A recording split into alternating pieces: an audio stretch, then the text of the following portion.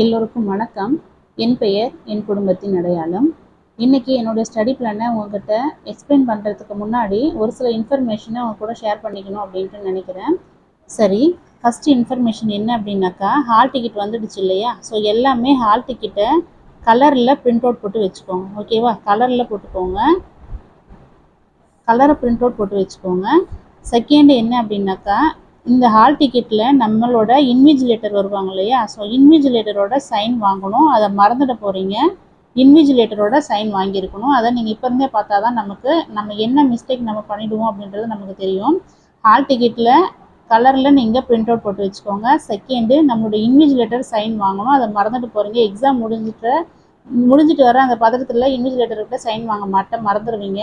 அதனால தான் இப்போவே சொல்கிறேன், ஹால் டிக்கெட்டில் இன்விஜிலேட்டரோட சைன் வந்து நம்ம மஸ்ட்டு. தேர்டாக பார்த்தீங்க அப்படின்னாக்கா, ஓஎம்ஆர் ஷீட்டில் ப்ராக்டிஸ் பண்ணுங்கள். ஓஎம்ஆர் ஷீட்டில் கண்டிப்பாக நம்ம ப்ராக்டிஸ் பண்ணணும். ஏன்னா நிறைய மார்க்கை வந்து நாங்கள் ரிடெக்ட் பண்ணுவோம் அப்படின்னு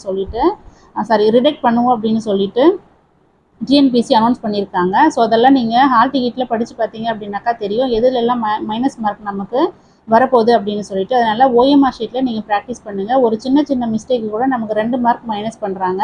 அது என்ன அப்படின்றத நீங்கள் இப்போ இருந்தே ஓஎம்ஆர் ஷீட்டில் ப்ராக்டிஸ் பண்ணால் மட்டும்தான் நமக்கு மைனஸ் மார்க் வராமல் நம்மளால் மார்க் எடுக்க முடியும்.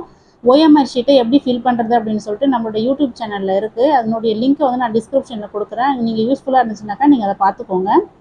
ஃபோர்த்தாக பார்த்தீங்க அப்படின்னாக்கா, இன்றைக்கி நம்மளுடைய ஸ்டடி பிளானுடைய சிலபஸ் இருக்குது இல்லையா? ஸோ சிலபஸில் யாரெல்லாம் கவர் ஆகிறாங்க அப்படின்னு சொல்லிட்டு பிடிஎஃப்பை நான் அட்டாச் பண்ணியிருக்கேன். அதுவும் உங்களுக்கு யூஸ்ஃபுல்லாக இருக்கும். அது யூஸ்ஃபுல்லாக இருந்துச்சு அப்படின்னாக்கா நீங்கள் டவுன்லோட் பண்ணி பார்த்துக்கோங்க. சரி, வாங்க நம்ம வீடியோக்குள்ளே போகலாம்.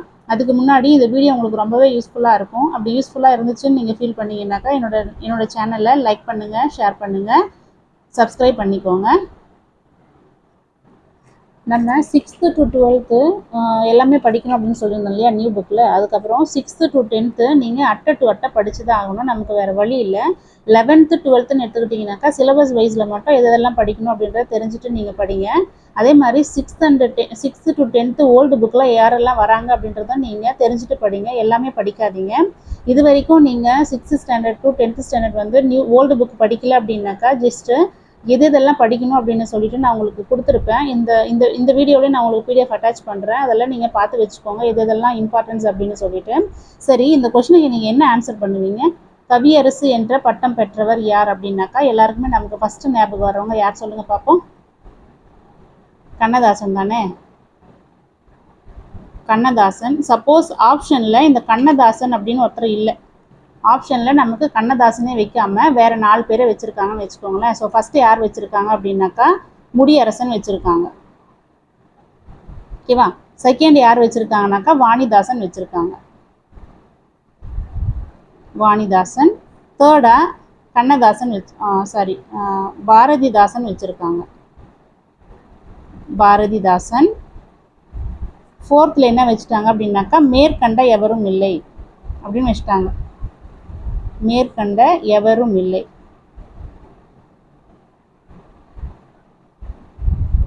எவரும் இல்லைன்னு வச்சுட்டாங்க அப்படின்னாக்கா நம்ம ஆப்ஷன் என்ன பண்ணுவோம்?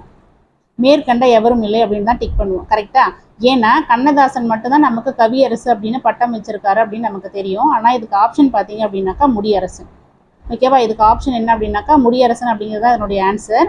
ஏன் அப்படின்னாக்கா கண்ணதாசனுக்கும் கவியரசு அப்படிங்கிற பட்டம் இருக்குது, முடியரசனுக்கும் கவியரசு அப்படிங்கிற பட்டம் இருக்குது. இந்த முடியரசனுக்கு இந்த கவியரசு அப்படிங்கிற பட்டத்தை கொடுத்தவர் யார் அப்படின்னாக்கா குன்றக்குடி அடிகளார் தான் கொடுத்துருப்பாங்க. குன்றக்குடி அடிகளார். ஓகேவா? குன்றக்குடி அடிகளார் வந்து பரம்பு மலையில் ஒரு விழாவில் தான் கவியரசு அப்படிங்கிற பட்டத்தை முடியரசனுக்கு கொடுத்துருப்பாங்க. இதெல்லாம் எங்கே நீங்கள் பார்க்குவீங்க அப்படின்னாக்கா ஓல்டு புக்கில் மட்டும்தான் இதெல்லாமே நமக்கு தெரியும். நியூ புக்கில் இந்த மாதிரி இன்ஃபர்மேஷன்ஸ் இருக்காது. அதனால் நீங்கள் ஓல்டு புக்கை படித்து தான் ஆகணும். நீங்கள் ஓல்டு புக்கில் எல்லாமே படிக்கல அப்படின்னாலும் நான் ஒரு சில இன்ஃபர்மேஷன்ஸ் சொல்கிறேன், அதன்படி நீங்கள் படிச்சுக்கோங்க. இப்போது ஓல்டு புக்குன்னு எடுத்துக்கிட்டிங்க அப்படின்னாக்கா இவங்க எல்லாருமே நம்மளுடைய சிலபஸில் கவர் ஆகிறவங்க. ஓகேவா? ஓல்டு புக்கு 7th புக்கில் இவங்க எல்லாருமே கவர் ஆகுவாங்க. அதே மாதிரி 8th புக்கும் நான் எழுதி வச்சுருக்கேன். இவங்க எல்லாருமே நமக்கு கவர் ஆகுவாங்க. இதெல்லாம் நம்ம என்ன பண்ணணும் அப்படின்னாக்கா சிலபஸை வச்சு கம்பேர் பண்ணணும். யாரெல்லாம் நமக்கு கவர் ஆகுறாங்க அப்படின்றத நம்ம தெரிஞ்சுட்டு படிக்கணும் ஓல்டு புக்கில். இப்போது நீங்கள் திருவிக்கா பற்றி படிக்கிறீங்க அப்படின்னாக்கா 7th புக்கில் வாழ்த்து அப்படின்னு ஃபஸ்ட்டு ஸ்டார்ட் வந்து திருவிக்கா தான் சொல்லியிருப்பாரு.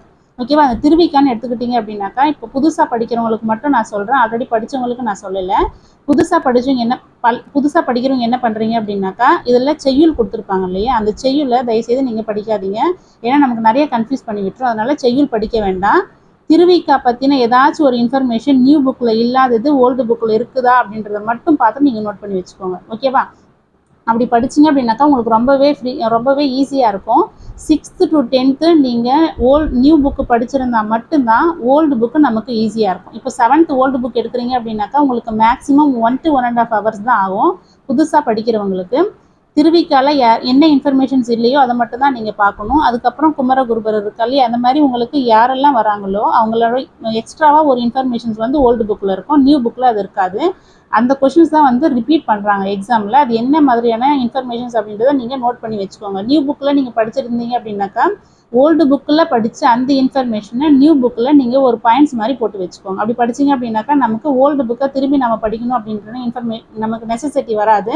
அதனால தான் சொல்கிறேன். ஓகேங்களா? ஸோ இதெல்லாம் நான் எழுதி வச்சுருக்கேன். புறநானூறு, முதுமொழி காஞ்சி இதெல்லாம் நமக்கு இல்லாத இன்ஃபர்மேஷன்ஸ் ஏதாச்சும் ஒன்று ஓல்டு புக்கில் இருக்கும்.